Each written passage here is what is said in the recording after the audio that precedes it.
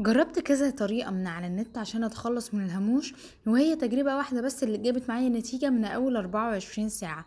كنت هنا بقى بوريكم ان الهاموش كان طالع على سطح المية وكان موجود برضو في القاع. نتيجة فعلا فعالة بمكونات سهلة جدا وموجودة تعتبر في كل البيوت. كنت مجربة معاها تجربة تانية وما عملتش معايا اي حاجة، رغم ان انا كنت سايباها اكتر من 48 ساعة. تعالوا اقول لكم بقى الطريقة. انا هحتاج اول حاجة ازازة واقطعها من الجزء اللي فوق، تمام، باي سكينة او قطر عندك. وبعد كده المفروض ان انت تدخليها بالشقلوب جوه، وهحط شوية مية بس اخلي بالي ان المية ما توصلش لحد فتحة الازازة اللي محطوطة بالشقلوب.